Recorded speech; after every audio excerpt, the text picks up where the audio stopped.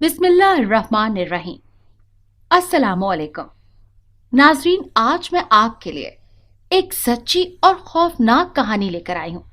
लेकिन इससे पहले कि मैं कहानी शुरू करूँ, जो लोग हमारे चैनल पर नए हैं उनसे गुजारिश है कि वो हमारे चैनल कहानी महल को सब्सक्राइब कर लें, ताकि आपको हमारी इस तरह की दिलचस्प कहानियां बर वक्त मिलती रहें।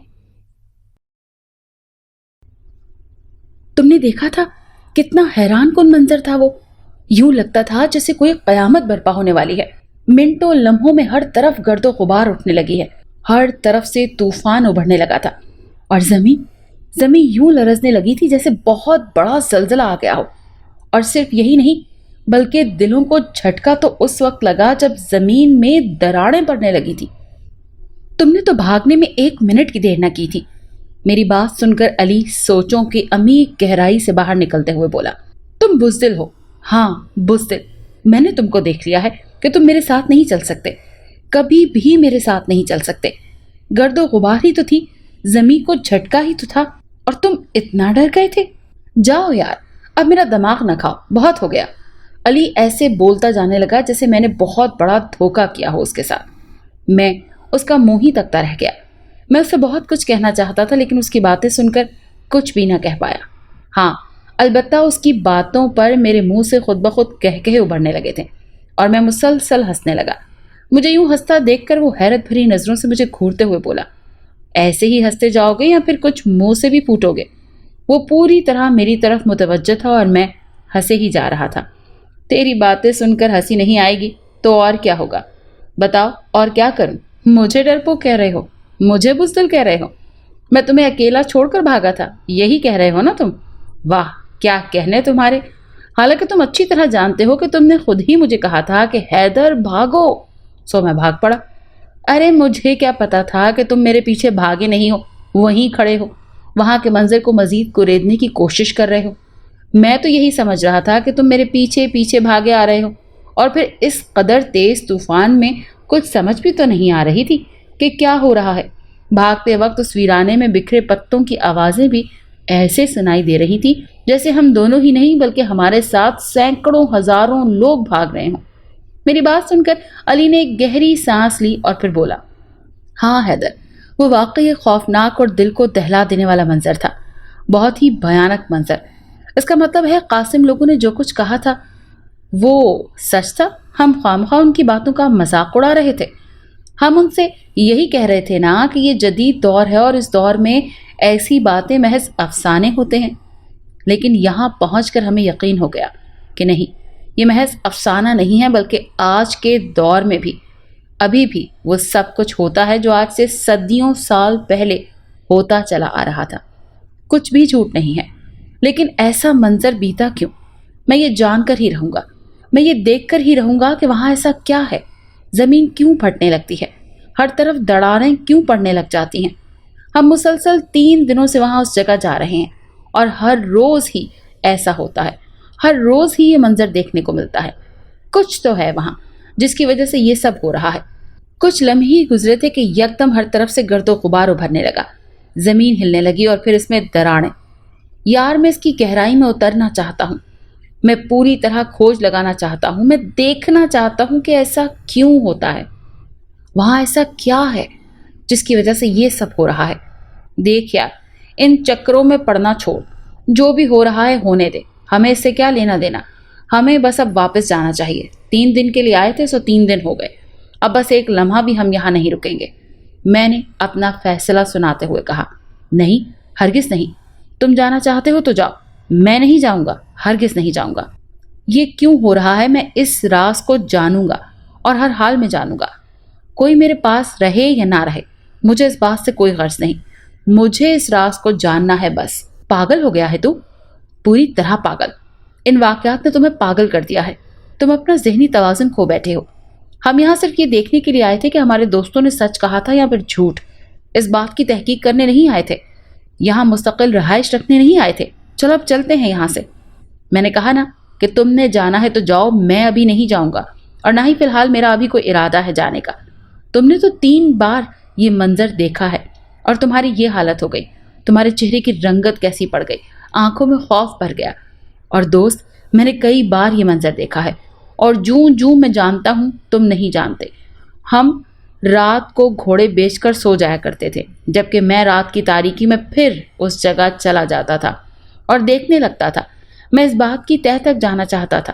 تم نے صرف گرد و غبار دیکھی ہے، کانپتی ہوئی زمین دیکھی ہے، اور میں نے دراڑیں پڑتی ہوئی دیکھی ہیں، جبکہ میں اس کے علاوہ بھی اور بہت کچھ دیکھنا چاہتا ہوں، اور دیکھا بھی ہے۔ میں نے وہ کچھ دیکھا ہے جس نے میرے قدموں کو روک رکھا ہے۔ بیٹھو، میں تم کو بتاتا ہوں۔ علی نے اوپر نظریں اٹھا کر میری طرف دیکھتے ہوئے کہا۔ میں نے دیکھا کہ زمین پر پڑنے والی دراڑوں سے دھواں ابھرنے لگتا ہے، سیاہ دھواں۔ عجیب قسم کا وہ دھواں ہوتا ہے۔ پہلے وہ دھواں کسی سفید بادل کی طرح سفید ہوتا ہے، پھر گہرے بادل کی طرح سیاہ ہو جاتا ہے۔ وہ دھواں اوپر ابھرتے ابھرتے ایک عکس میں ڈھل جاتا ہے۔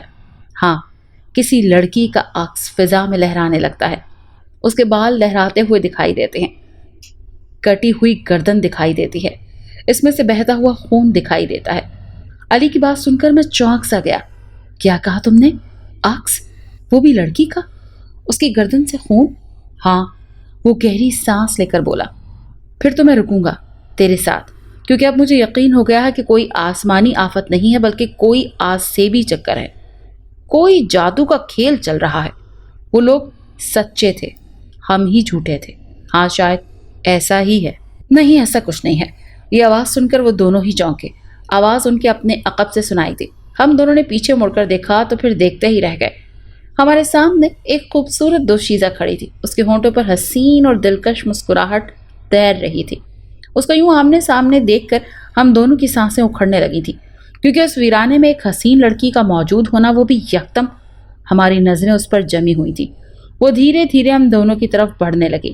تم دونوں ایک بے تکی سی بحث میں پڑے ہوئے ہو۔ تم دونوں کے اندازے غلط ہیں۔ یہاں کوئی بھی آسیبی چکر نہیں ہے، اور نہ ہی کوئی جادو ہے۔ میں کافی دیر سے تم دونوں کی باتیں سن رہی تھی اور سوچ رہی تھی کہ تم دونوں ہی جاہل قسم کے انسان ہو، یعنی پچھلے دور کے انسان جو ایسی باتیں لیے بیٹھے ہو۔ وہ لبوں پر مسکراہٹ لیے بولتی جا رہی تھی۔ لیکن تم کون ہو؟ بتاتی ہوں۔ اتنا کہہ کر وہ نیچے زمین پر جھکی اور ایک چھوٹا سا پتھر اپنے ہاتھوں میں اٹھاتے ہوئے کہنے لگی۔ اس سے پہلے کہ وہ کچھ کہتی، علی بول پڑا۔ دیکھیں میڈم، ہمیں 3 دن ہو گئے ہیں یہاں آئے ہوئے، لیکن ہم نے تم کو تو کبھی نہیں دیکھا۔ تم یوں اچانک ہمارے سامنے آ گئی، وہ بھی ایک لمحے سے قبل۔ ہم تک پہنچنے کے لیے کم از کم ایک لمبا فاصلہ چل کر آنا چاہیے تھا تم کو۔ علی نے ساتھ ہی اس کا پورا جائزہ لیا۔ علی کی بات سن کر وہ ہنس پڑی۔ ہاں، یقیناً تم نے اپنی سوچ کے مطابق سچ کہا ہے۔ میں یوں یکدم تم لوگوں کے سامنے آ گئی ہوں۔ مجھے پہلے دور کھڑے ہو کر تم کو ظاہر کروانا چاہیے تھا کہ میں بھی یہاں موجود ہوں۔ اور اگر یہی سوال میں تم سے کروں کہ تم کون ہو اور یہاں یکدم کیسے آ گئے؟ میں خود بھی تو کئی دنوں سے یہاں ہوں، میں نے تو ایک بار بھی تم لوگوں کو یہاں نہیں دیکھا، تو تمہارا کیا جواب ہوگا؟ کیا مطلب ہے تمہارا؟ اس بار میں بول پڑا۔ ہم یہاں اچانک موجود نہیں ہیں میڈم، بلکہ 3 دن سے یہ خیمے لگائے بیٹھے ہیں۔ میری بات سن کر اس نے ادھر ادھر دیکھا اور پھر مسکرا دی۔ مجھے تو تمہارا لگایا ہوا کوئی خیمہ بھی دکھائی نہیں دے رہا۔ وہ میں نے ابھی کچھ دیر پہلے ہی اکھاڑا ہے، علی نے جواب دیا تو وہ مسکرائی۔ چلو مان لیا کہ تم 3 دن سے یہاں موجود ہو، اور تم کو بھی یہ بات ماننا ہوگی کہ میں 1 ہفتے سے یہاں موجود ہوں، لیکن میں یہاں اکیلی نہیں تھی، میرے ساتھ میرے ساتھی تھے، لیکن اب میں اکیلی رہ گئی ہوں۔ نہ جانے وہ سب کہاں چلے گئے ہیں، ان کو زمین نکل گئی ہے یا آسمان کھا گیا ہے، کچھ بھی سمجھ نہیں آ رہی۔ ایک ایک کر کے سبھی غائب ہوتے چلے گئے۔ وہ سب مارے گئے ہیں یا پھر ہو سکتا ہے کہ کسی درندے کے خونی دانتوں کا شکار ہو گئے ہوں۔ میں ان کو ڈھونڈتی پھرتی ہوں۔ 1 ماہ پہلے ہم سب لوگ یہاں سیر کے لیے آئے تھے، لیکن میرے ساتھ واپس جانے کے لیے کوئی بھی زندہ نہیں بچا۔ ہو سکتا ہے سبھی اس ویرانے میں ڈھانچوں کی شکلوں میں کہیں نہ کہیں پڑے ہوں، صرف ایک میں ہی بچی ہوں، اور مجھے جانے کے لیے کوئی بھی راستہ دکھائی نہیں دیا۔ اور یہ سوچ کر میں رک گئی کہ جس طرح وہ لوگ مارے گئے ہیں، اسی طرح میں بھی ایک دن یہاں پڑے پڑے ڈھانچہ بن جاؤں گی۔ لیکن آج جب تم لوگوں کو یہاں اچانک دیکھا تو زندگی کی کچھ رمق دکھائی دی۔ لیکن تم لوگ جو باتیں کر رہے ہو کہ جن، بھوت، جادو وغیرہ وغیرہ، یہ سب جھوٹ ہے۔ یہاں ایسا کچھ بھی نہیں ہے، اور نہ ہی میں ان چیزوں کو مانتی ہوں۔ ہمیں بھی یہاں آئے ہوئے اتنے دن بیت گئے ہیں، ہم نے آج تک نہ تو زمین پھٹتی دیکھی ہے، نہ ہی کسی طوفان کو دیکھا ہے، اور نہ ہی کسی طرف سے ہمیں کوئی جادو دکھائی دیا ہے۔ اتنا کہہ کر اس نے ایک نظر ہم دونوں کو دیکھا۔ یہ نہ تو کوئی جھوٹ ہے اور نہ ہی ہم خوامخواہ یوں خوفزدہ ہوئے بیٹھے بحث کر رہے ہیں۔ ہم نے ایسا کچھ دیکھا ہے تو ہی یہ سب کہہ رہے ہیں، اور ہمیں کیا خبر تھی کہ تم بھی ہماری باتیں سن رہی ہو؟ لیکن مجھے تو ابھی بھی یقین نہیں آ رہا کہ تم لڑکی ہو۔ یوں لگتا ہے کہ تم کوئی چڑیل بھوتنی ہو جو یکدم یہاں ٹپک پڑی ہو۔ جہاں تم کھڑی تھی وہاں میں کئی بار گیا ہوں اور ایک ایک چیز کو دیکھا ہے۔ نہ تو تمہارا وہاں کوئی وجود تھا اور نہ ہی کوئی خیمہ وغیرہ، اور رہی بات تمہارے دوستوں کی تو وہ بھی شاید میں نہ مانوں، کیونکہ یہ جنگل نہیں ہے، ویرانہ ہے۔ یہاں درختوں کی بھرمار نہیں ہے، جھاڑیاں ہیں، وہ بھی کہیں جھنڈ کی شکل میں دکھائی دے ہی رہے ہوں گے۔ پھر تم کیسے کہہ سکتی ہو کہ تم یہاں موجود تھی؟ نہ تو میں بھوتنی ہوں اور نہ ہی میں چڑیل ہوں۔ جو کچھ کہا ہے وہ سچ ہی کہا ہے۔ اگر یقین نہیں آتا تو یہ دیکھو۔ اس نے پرس میں سے کارڈ نکالا۔ یہ میرا کارڈ ہے، میں فلاں شہر کی ہوں، فلاں علاقے کی ہوں۔ ٹھیک ہے، مان لیا، علی نے اس کے ہاتھ میں کارڈ دیتے ہوئے کہا۔ وہ بولی، تو ہم بات کر رہے تھے اس واقعے کی جس پہ تم لوگ بحث کر رہے تھے، اور اگر یہ سچ ہے تو مجھے بھی یہ سب کچھ دکھاؤ تاکہ میں بھی جا کر اپنے دوستوں سے کہہ سکوں کہ میں نے جن بھوتوں کو دیکھا ہے، پھٹتی ہوئی زمین کو دیکھا ہے، دھوئیں سے بننے والے عکس کو دیکھا ہے۔ دکھاؤ نا مجھے بھی، ہاں کیوں نہیں؟ علی نے کہا۔ ہاں ضرور دکھائیں گے، آؤ ہمارے ساتھ، ہم تم کو دکھاتے ہیں وہ منظر، وہ سب کچھ جو ہم کہہ رہے تھے۔ لیکن تم نے ہمیں اپنا نام نہیں بتایا۔ میں نے پوچھا۔ سارا نام ہے میرا، اور آپ کا؟ اس نے سوالیہ نظروں سے دیکھا۔ میرا نام حیدر ہے اور یہ میرا دوست علی ہے، میں نے بھی اپنا تعارف کرواتے ہوئے کہا۔ اوکے، ناموں کا تو پتہ چل گیا، لیکن اب تم بھی تو کچھ بتاؤ، کیا تم بھی ہماری طرح یہاں سیر کرنے آئے تھے یا کچھ اور بات تھی؟ کیونکہ یہ ویرانہ راہ گزر تو نہیں ہو سکتی کہ یہاں آنا جانا لگا رہے، یہاں اسپیشلی ہی آنا پڑتا ہے۔ ہاں تمہاری بات درست ہے، ہم بھی یہاں سیر کرنے نہیں آئے، بلکہ یوں کہہ لیں کہ ہم کو کسی نے بتایا کہ یہاں اس ویرانے میں انہوں نے 6 ماہ پہلے ایسا کچھ دیکھا تھا کہ زمین پھٹتی ہے اور اس میں دراڑیں پڑ جاتی ہیں، اور ان دراڑوں میں سے عجیب قسم کا دھواں بڑھتا ہے، اور وہ دھواں ایک عکس کا روپ دھار لیتا ہے، اور پھر اڑتے اڑتے وہ کہیں دور جا کر غائب ہو جاتا ہے۔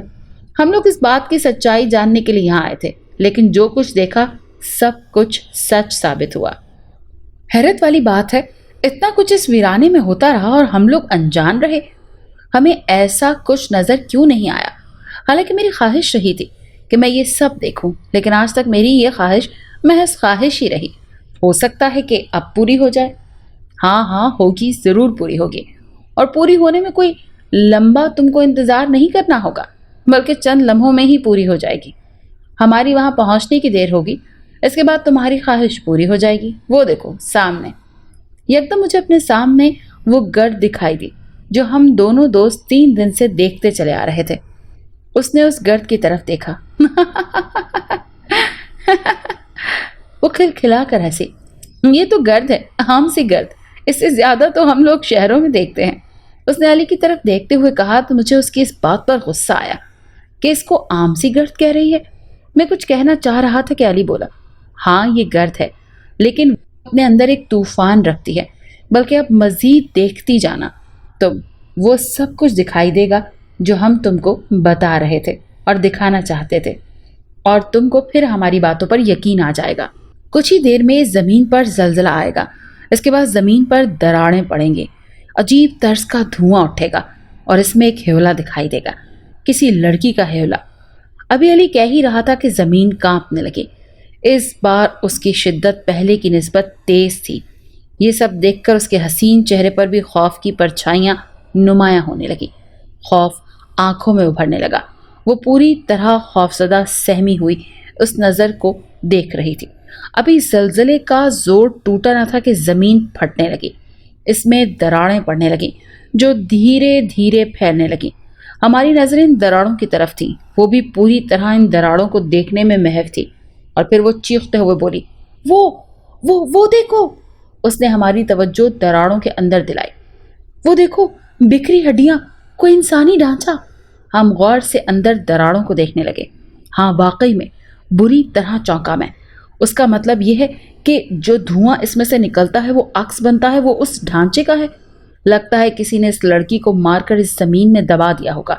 ہاں بالکل ایسا ہی ہے، اور جو کچھ میں نے دیکھا وہ سب ٹھیک ہے۔ میں نے اس عکس میں دیکھا، اس کی گردن کٹی ہوئی ہے، اس میں سے خون بہہ رہا ہے۔ ہمیں اس کو ڈھانچے کو باہر نکالنا چاہیے اور اس کو شہر میں لے جانا چاہیے. یہ ہمارے لیے ایک بہت اہم عمل ہوگا. یہ سایہ ہمارے قبضے میں آ جائے گا اور پھر ہم اس سے ہر وہ کام کروا سکیں گے جو ہم سوچیں گے. علی کی بات پر میں حیرانی سے اس کی طرف دیکھنے لگا. اس کی آنکھوں میں اب خوف نہیں تھا اور یہی حال سارا کا بھی تھا. وہ بھی خوف سے باہر نکل چکی تھی اور پوری توجہ سے اس ڈھانچے کو دیکھنے میں مگن تھی. علی ٹھیک کہتا ہے، ہمیں ایسا ہی کرنا چاہیے کیونکہ اب ہمیں سمجھنے میں ایک پل کی بھی دیر نہیں لگے گی. یہ سب کیا تھا، کیوں تھا؟ میں اتنے دنوں سے یہاں موجود ہوں لیکن میرا دھیان اس طرف گیا ہی نہیں تھا. اگر میں نے یہ سب کچھ دیکھا ہوتا تو تم لوگوں کا کبھی بھی مذاق نہ بناتی. لیکن اس میں اترے گا کون؟ دراڑیں اتنی چوڑی نہیں ہیں کہ اس میں کوئی اتر کر اس ڈھانچے کو باہر نکال سکے. ہم صرف اس کو دیکھ سکتے ہیں، چھو نہیں سکتے، نکال نہیں سکتے.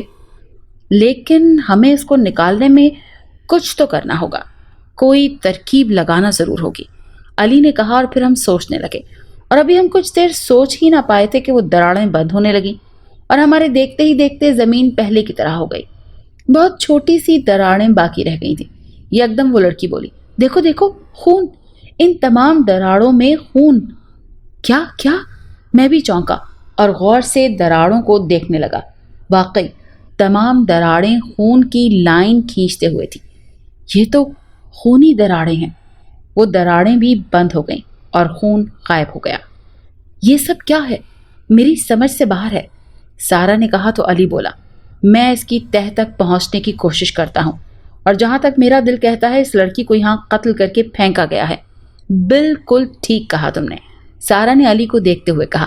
میں اس کی تہہ تک پہنچ چکی ہوں اور میرا خیال ہے کہ جو میں کہنے والی ہوں اس میں کچھ بھی غلط نہیں ہے.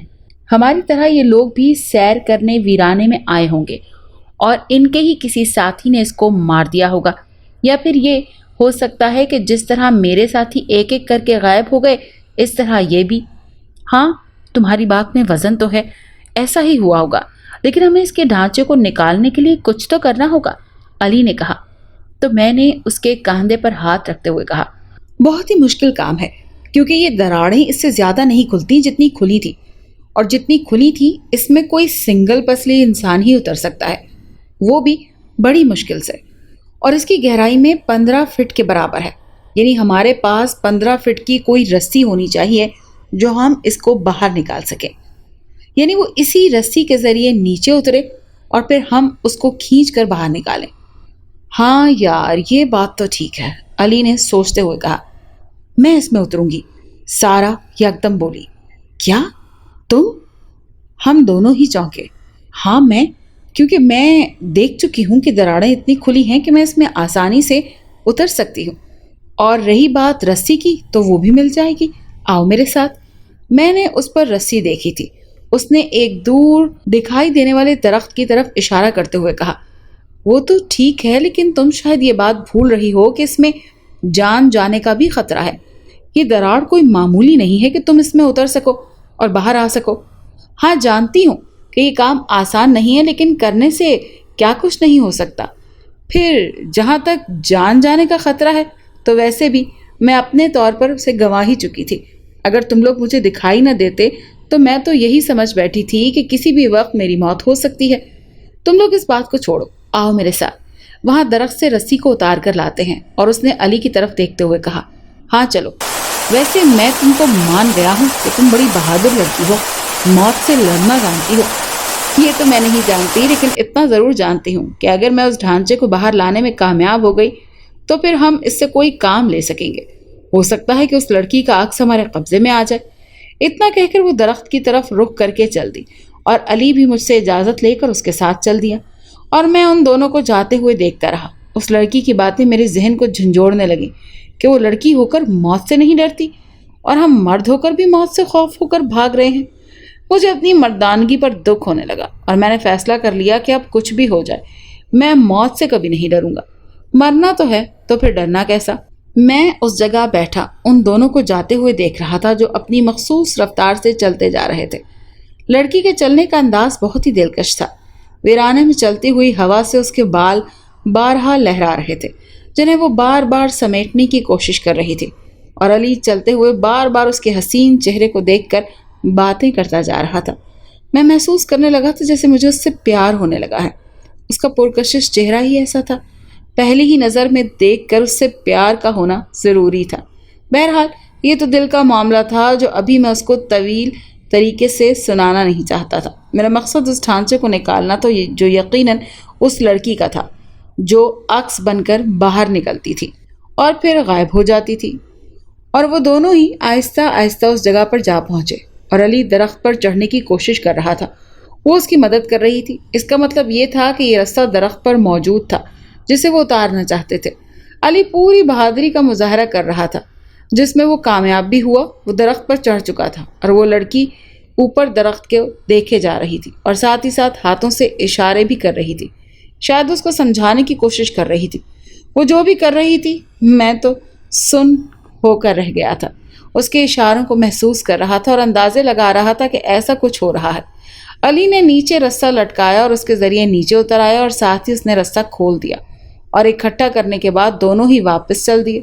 مجھے کچھ حوصلہ ہوا کہ اب کچھ نہ کچھ ہم لوگ ضرور کر سکیں گے، لیکن ایک دکھ بھی تھا کہ اگر خدا نخواستہ اس کو نیچے زمین میں دراڑ میں بھیجتے ہوئے اسے کچھ ہو گیا تو پھر، یہی سوچ کر میں کانپ کر رہ جاتا تھا۔ لو بھائی، رسہ بھی آ گیا۔ قریب پہنچتے ہی علی نے رسہ میری طرف پھینکتے ہوئے کہا، اب ہم اپنے مقصد میں کامیاب ہوتے ہیں یا نہیں یہ تو اللہ ہی جانتا ہے۔ یہ کہتے وقت اس نے سارا کی طرف دیکھا تو اس نے ایک سرد آہ بھری اور بولی، ہاں، جو اللہ کو منظور ویسا ہی ہوگا۔ اگر مجھے کچھ ہو گیا تو پھر ایک کام تم لوگوں کو کرنا ہوگا کہ میرے گھر والوں کو بتانا ہوگا کہ ان کی بیٹی بھی ان کے ساتھیوں سمیت ہی مر گئی۔ اس کی یہ بات سن کر ہم دونوں ہی کانپ کر رہ گئے۔ بہت بڑی بات اس نے کہہ دی تھی۔ اب ہمیں انتظار تھا کہ کب زمین پر دراڑیں پڑیں گی، کب وہ ان میں جائے گی اور کب اس کو کھینچ کر باہر لائے گی۔ ہم پوری طرح سے پلان تیار کر رہے تھے، مطمئن بھی تھے کہ ہم انشاءاللہ تعالی اس میں ضرور کامیاب ہو جائیں گے۔ وقت گزر رہا تھا اور ہم دونوں کو ہی پتا تھا کہ دوبارہ کب زلزلہ آئے گا۔ دن میں 3 مرتبہ زلزلہ آتا ہے اور یہ منظر 3 بار دیکھا جا سکتا تھا۔ علی نے 3 بار یہ منظر دیکھا تھا، جبکہ میں نے صرف ایک ہی بار دیکھا تھا، وہ بھی 12 بجے، جبکہ بقول علی کے کہ ایک بار صبح سویرے یہ منظر بیتتا ہے، پھر دن 12 بجے اور پھر رات کے اندھیرے میں۔ اب رات کے اندھیرے میں یہ کام ہونا تھا۔ ہم نے لائٹ کو اچھی طرح چیک کر لیا تھا اور ہر کام کے لیے پوری تسلی کر رکھی تھی۔ سارا سے باتیں بھی ہو رہی تھی۔ کچھ اپنے بارے میں بتائیے کہ شہر میں آپ کیا کرتی ہیں؟ میں نے سوال کیا۔ میں کالج میں پڑھتی ہوں اور میرے کچھ ساتھیوں نے یہاں آنے کا پروگرام بنایا، جن میں 3 لڑکیاں اور 6 لڑکے تھے۔ خوب ہلا گلا کرتے رہے، لیکن پھر ایک ایک کر کے سبھی غائب ہونے لگے۔ ہماری کوشش تھی کہ ہم سب ایک ہی ساتھ واپس جائیں، چاہے اپنے ساتھیوں کی لاشیں ہی لے کر کیوں نہ جائیں۔ بس یہی میری مختصر کہانی ہے۔ اور آپ؟ ہم دونوں ایک ہی آفس میں کام کرتے ہیں۔ ہمارے ساتھیوں نے ایک دن ہمیں اس جگہ کی کہانی سنائی اور کہا کہ اس ویرانے میں ایک آتما رہتی ہے، جو بھی وہاں جاتا ہے واپس زندہ نہیں آتا۔ اس کو کسی نے قتل کیا ہوا ہے، اس کی روح بھٹکتی پھرتی ہے، اور جب وہ زمین کے اندر نکلتی ہے تو پہلے گرد و غبار چھا جاتا ہے اور اس کے بعد ایک طوفان آتا ہے اور پھر زلزلہ آتا ہے، زمین پھٹنے لگتی ہے اور وہ دھوئیں کی شکل میں باہر نکلتی ہے۔ ہمیں ان کی باتوں پر یقین نہ آیا، کیونکہ ہم جانتے تھے کہ یہ محض کہانیاں اور قصے ہیں، ایسا کچھ بھی نہیں ہے۔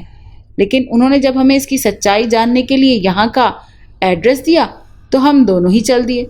اب تمہارے سامنے ہے، بس یہی ہماری کہانی ہے۔ کہانی تو ہماری ایک ہی جیسی ہے، وہ گہری سانس لیتے ہوئے بولی، لیکن فرق اتنا ہے کہ میں سب کو مروا چکی ہوں، لیکن تم دونوں ابھی تک زندہ ہو، گویا تم کو کچھ بھی نہیں ہوا۔ لیکن یقیناً اگر ان لوگوں کی کہانی سچ ہے تو تم لوگ بھی بچ کر نہیں جاؤ گے، کیونکہ میرے ساتھیوں میں اب صرف میں ہی بچی ہوں۔ ہو سکتا ہے کہ اسی آتما نے میرے ساتھیوں کو مار دیا ہو اور اب میری باری ہو، اور میری باری کے بعد تم دونوں کی ہو۔ اس کی یہ بات سن کر ہمارے دلوں کو ایک جھٹکا سا لگا، لیکن ہم نے اس پر ظاہر نہیں ہونے دیا، کیونکہ اگر اس کو مرنے کا خوف نہ تھا تو پھر ہم اپنا خوف اس پر کیسے ظاہر کر سکتے تھے؟ کھانا آج ہی اس نے تیار کیا تھا۔ ہم نے دوبارہ خیمہ گاڑ دیا تاکہ آج کی رات کسی طرح یہاں بسر کر سکیں اور پھر صبح سویرے یہاں سے چلے جائیں گے، لیکن اکیلے نہیں، اس ڈھانچے کے ساتھ جو ہم نے نکالنے کا پورا پلان ترتیب دے لیا تھا۔ چلو بھائی، اب کھانا کھا لو، اس کے بعد وہاں چلتے ہیں تاکہ ہم وہ کام کریں جو ہم نے سوچ رکھا ہے، سارا نے کہا۔ تو ہم دونوں اس کے پاس ہی بیٹھ گئے۔ اس نے ہمیں کھانا دیا۔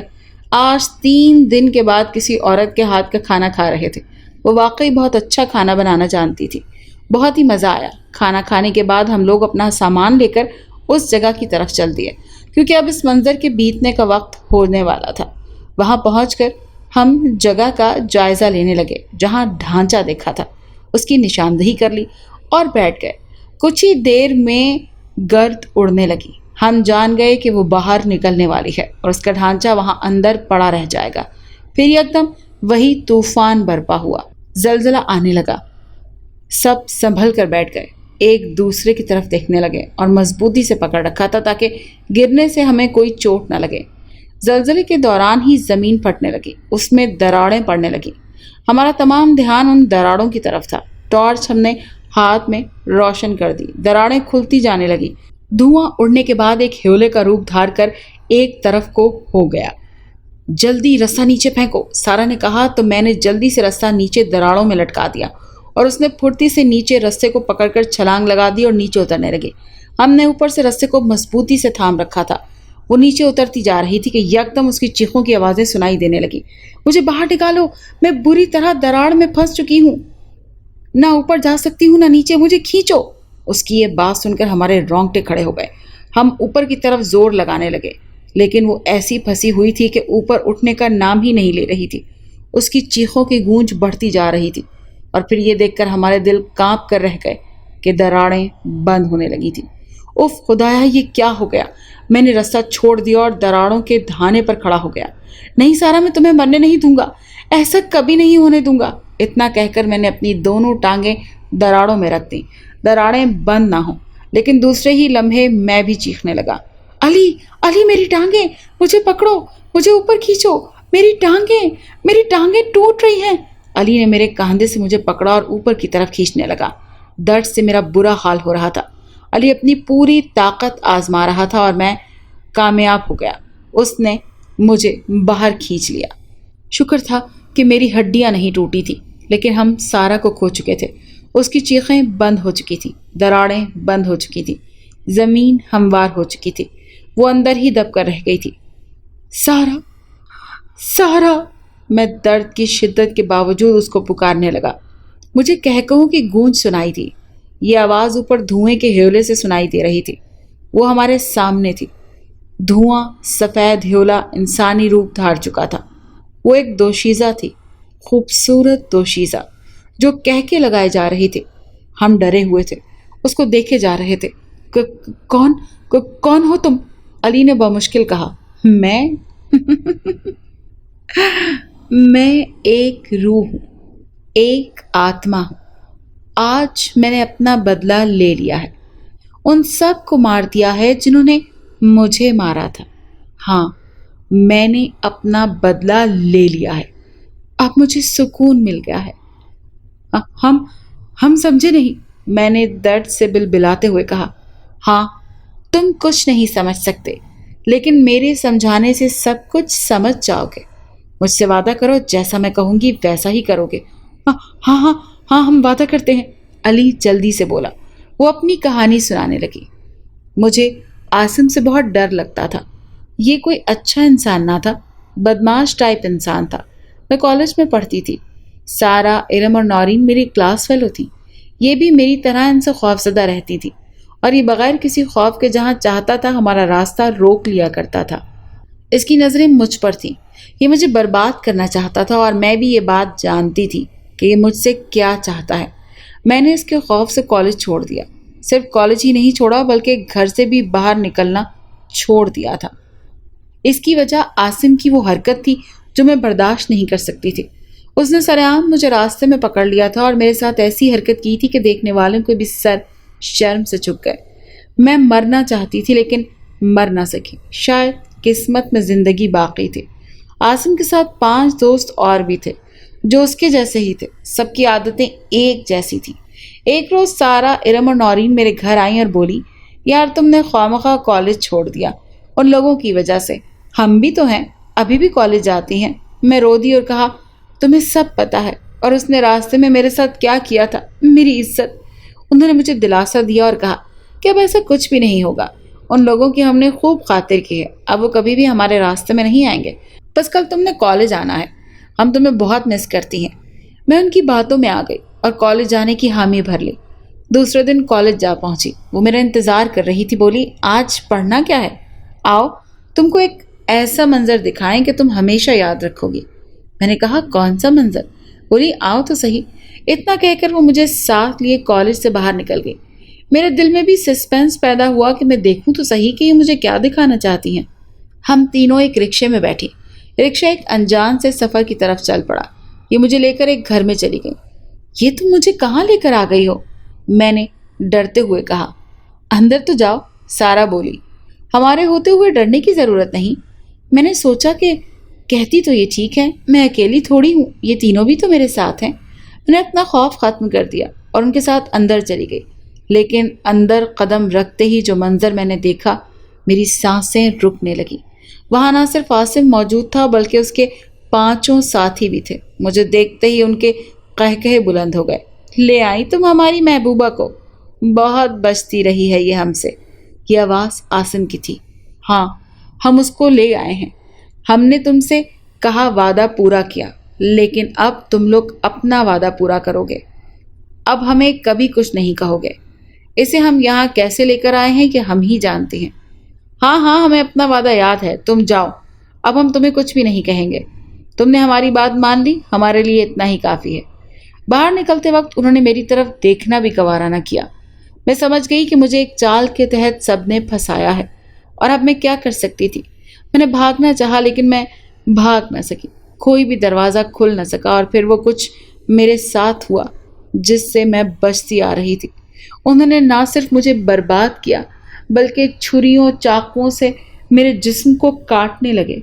बहुत प्यारा जिस्म है तुम्हारा, लेकिन आज के बाद ये प्यारा नहीं रहेगा। ऐसा हो जाएगा कि इसकी एक एक बोटी हो जाएगी। मैं चीखती रही, रोती रही, तड़पती रही, लेकिन मुझे उन्होंने माफ़ नहीं किया।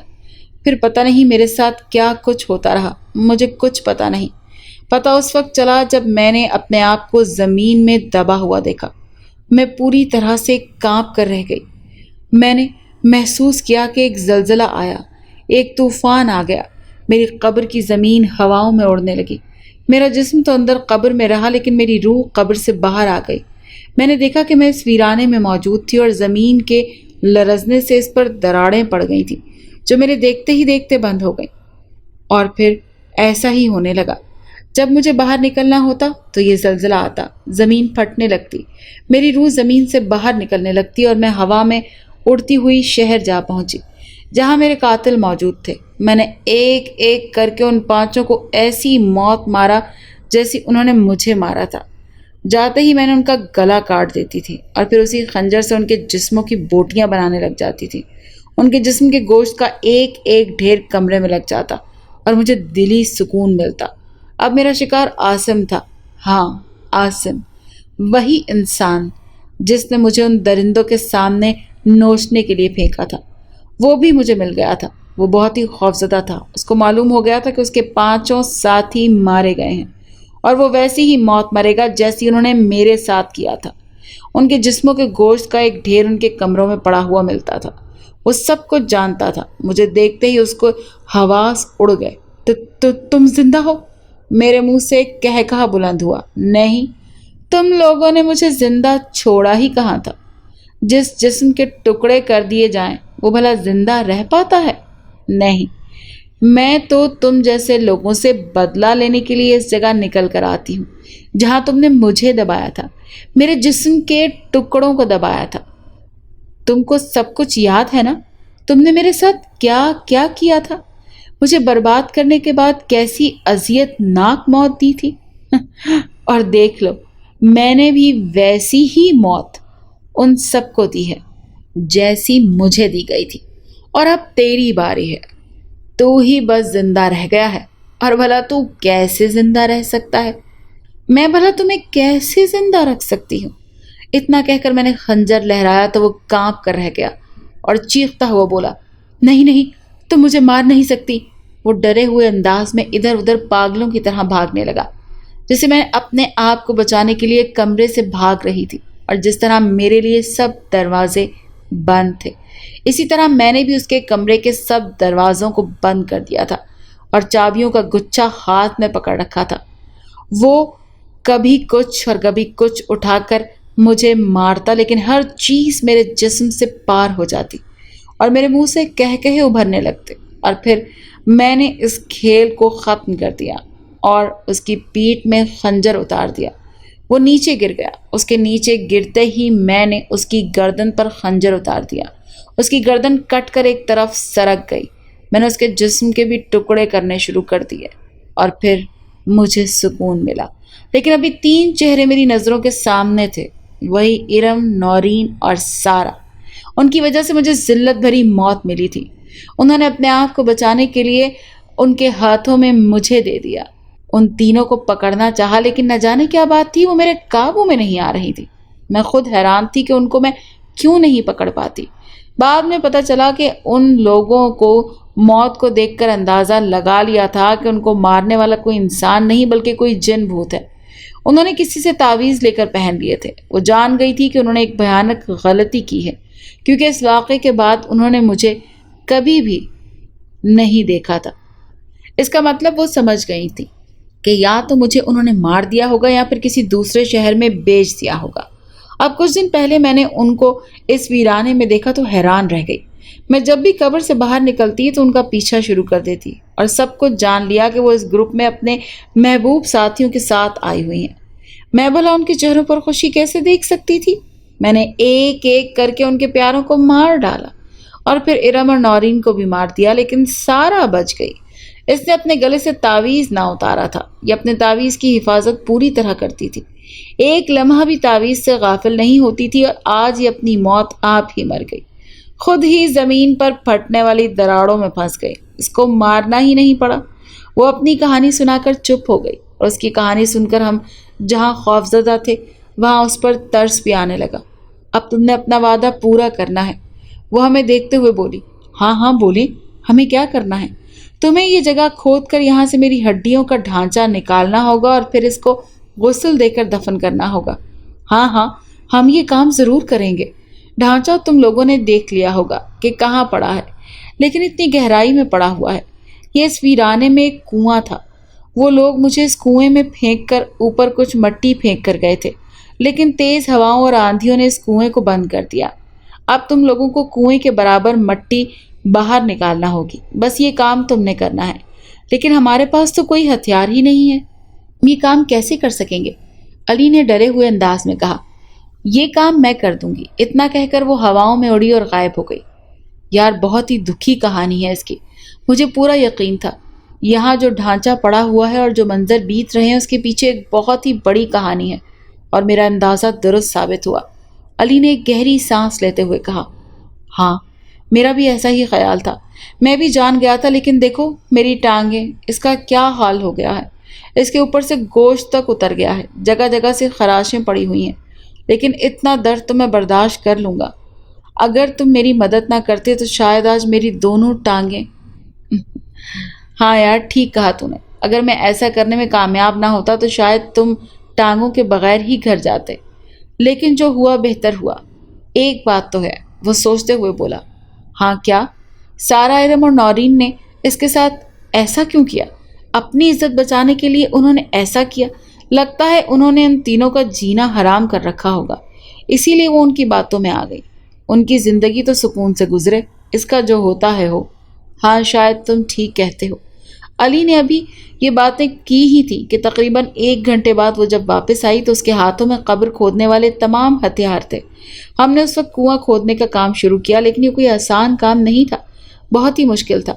1 دن تو کیا، پورا 1 ہفتہ لگ گیا ہمیں کنواں کھودتے ہوئے۔ جب تھک جاتے تو آرام کرنے لگ جاتے اور سو جاتے۔ وہ ہماری حفاظت کرتی۔ 1 ہفتے بعد ہم نے اس کا ڈھانچہ باہر نکال لیا۔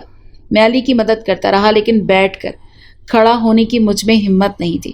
3 دن تک ایسا ہی رہا، پھر کچھ چلنا شروع کیا تو اس نے کنواں کھودنے میں اس کی بھرپور مدد کی، اور تبھی 1 ہفتے میں ہم دونوں کامیاب ہو گئے۔ ہم نے اس رسی کو نیچے لٹکا رکھا تھا، جس کے ذریعے ہم دونوں نیچے اترے اور اوپر چڑھتے تھے۔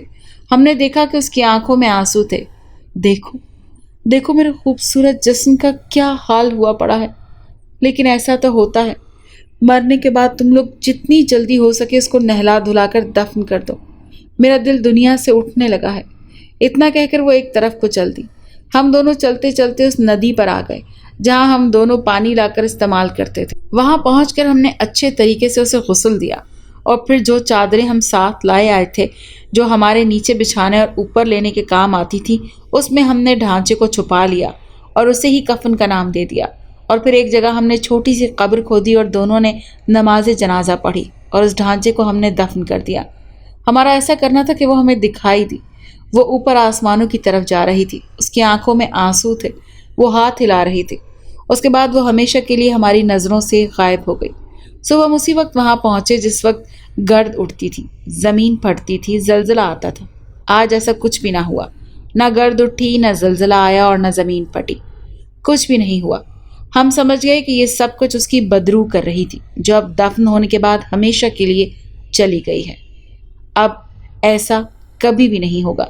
हमने अपना सामान बांधा और वापस शहर की तरफ चल दिए। हमारे साथी हमारा इंतजार करते करते मायूस हो चुके थे, लेकिन जब हमें देखा तो उनको यकीन ही ना आया कि हम दोनों जिंदा वापस आ गए हैं। उन्होंने हमसे सब कुछ पूछा और हमने सब कुछ बता दिया और कहा कि तुमने जो कुछ कहा था बिल्कुल सच था, वहाँ वाकई ये सब कुछ हो रहा था और अब ऐसा कोई मंजर नहीं दिखेगा, क्योंकि जिस वजह से ये मंजर बीतता था वो हमने सिलसिला ही ख़त्म कर दिया। और जब सारी बात बताई तो उसने कहा, हाँ यार, ऐसा ही हुआ था।